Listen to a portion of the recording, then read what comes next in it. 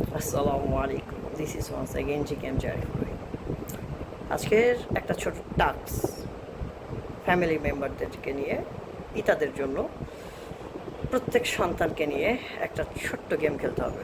টেবিলের সামনে সন্তানকে নিয়ে এসে দাঁড় করান, তার সামনে 15টা ছবি রাখেন। এই ছবিগুলো আপনি আপনার পছন্দের মতো বিশ্বের যে কোনো সেক্টর থেকে চুজ করে নিয়ে আসবেন। রোনালদো হইতে পারে, মেসি হইতে পারে, শাহরুখ খান হইতে পারে, এলেন মার্কস হইতে পারে, স্টিফেন হকিং হইতে পারে, নিকোলা টেসলা হইতে পারে, what ever any one could be. এবং আপনি থাকবেন 16 নম্বর ছবিতে আপনার ছবি নিয়ে। টেবিলের সামনে 16টা ছবি, 15টা বিশ্বের যে কোনো সেক্টর থেকে, আলাদা আলাদা সেক্টর থেকে আলাদা আলাদা ব্যক্তিত্বের ছবি। 16 নম্বরে সন্তান তার নিজের পিতার ছবি দেখছে। সন্তানের জন্য প্রশ্ন মাত্র একটা, টেবিলে রাখা 16টা ব্যক্তিত্বের মধ্যে সে তার ভবিষ্যৎ জীবন কোন চরিত্রের জীবনের মতো দেখতে চায়, দেখতে পছন্দ করবে। আই হোপ 99% ক্ষেত্রে অ্যান্সারটা হবে কমন। সন্তান টেবিলে রাখা 16টা ব্যক্তিত্বের মধ্যে যে কোনোটাই চুজ করবে, যে কোনো ব্যক্তির মতোই তার ভবিষ্যৎ জীবন দেখতে চাইবে তার নিজের সন্তানের সাথে, এক্সেপ্ট তার নিজের বাবারটা ব্যতীত। এই গেমটা ঠিক কোন চিত্র আমাদের সামনে রিভিল করে আমি জানি না।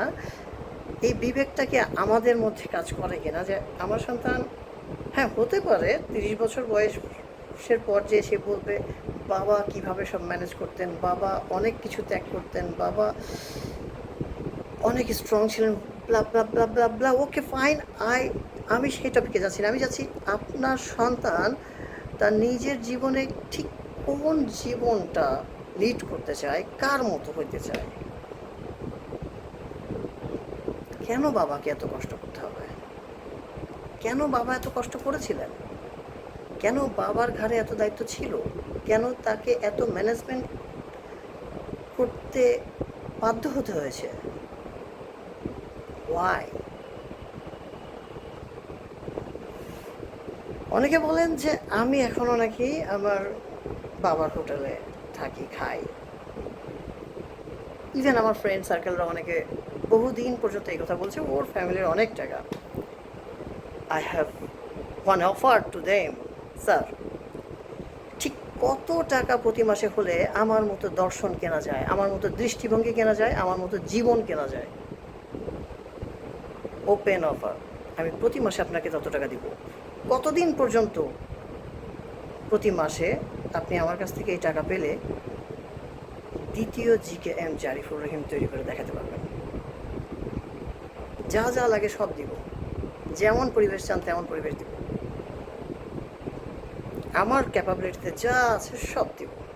আমার ক্যাপাবিলিটিতে না, মানে আমার পক্ষ থেকে দেওয়া যায় এমন যা কিছু আপনি যাবেন, যেটা আমার ক্যাপাবিলিটিতে নাই, ইভেন সেটাও যদি আমার পক্ষ থেকে দেওয়া যায় আমি দিব।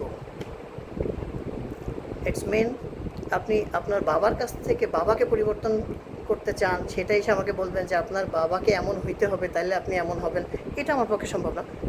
আমার কাছ থেকে যা যা করতে চাই, আপনি যদি বলেন যে আমি অমুক জায়গায় কাজ করতে চাই, অমুক জায়গায় চাকরি পেলে আমার হবে, বেশ আমি ব্যবস্থা করে দেবো। আপনি যদি বলেন অত টাকা এবং এরকম বাড়ি এরকম গাড়ি আমার হইলে এরকম করা যায়, বেশ আমি দিব।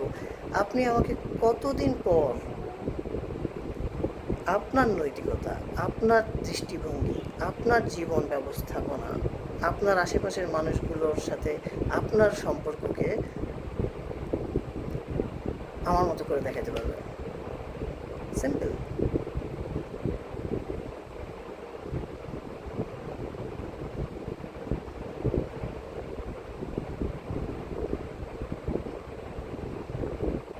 হু অ্যাম আই? যা কিছু আমি দেখি তা আমি না, যে দেখে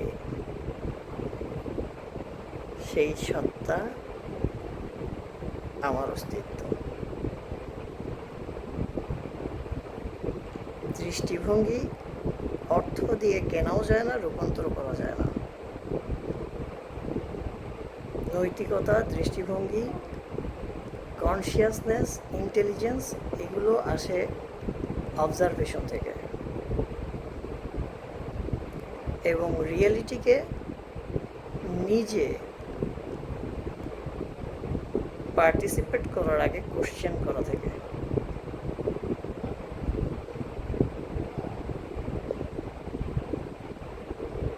যখন আপনি পরীক্ষার হলে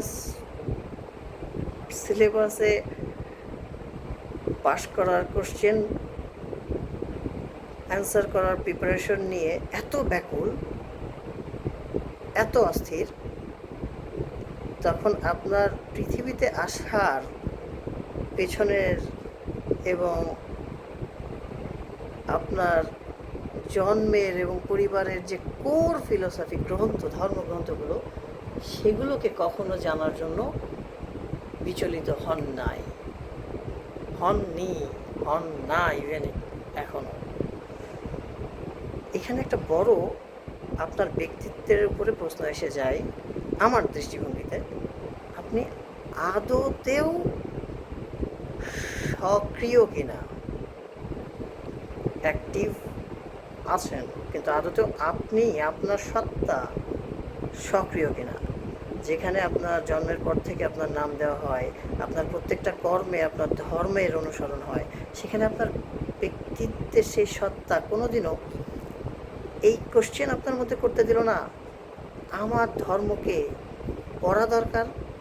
যখন আপনার সিলেবাস পড়ার জন্য এত ব্যাকুলতা আপনাকে শেখায়, এত গভীর টান শেখায়, তখন আপনার ইন্টেলিজেন্স কখনো এই সিম্পল কোশ্চেনটা আপনাকে করতে দেয়নি যে আমি পাঠ্য বই কেন পড়তেছি। আচ্ছা, যখন পড়তেছি তাহলে সবার আগে আমার অস্তিত্বের কথা যারা বলতেছে সেই গোড়াটা জানা দরকার, হোক সেটা ট্রু অর ফলস।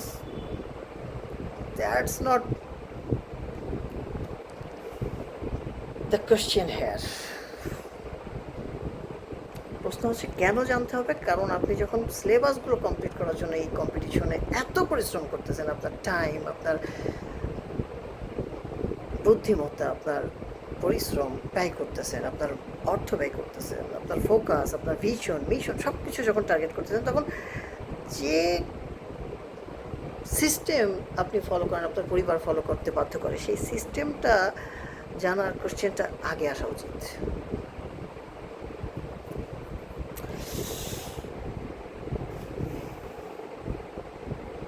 অফার সবসময় ওপেন থাকবে। যে কোনো ব্যক্তি যে কোনো সময় এসে বলতে পারেন, বস আমাকে এতগুলো টাকা দেন, এই ব্যবস্থা দেন, আমি আপনার মতো চিন্তা ভাবনা করে দেখাচ্ছি। ওহো, আর আমার দিক থেকে লাস্ট অ্যান্সার যে ওই যে সামনে রাখা 16টা ছবি, সেটা আমার ক্ষেত্রে অ্যান্সারটা কী হবে? অর্থাৎ আমার যদি এই সেম বাবার জায়গায় যদি নিজেকে এবং সন্তানের জন্য যদি প্রশ্ন করা হয়, তাহলে অ্যান্সারটা কী হইতে পারে? এর অ্যান্সার আপনাদের প্রত্যেকের কাছে আছে।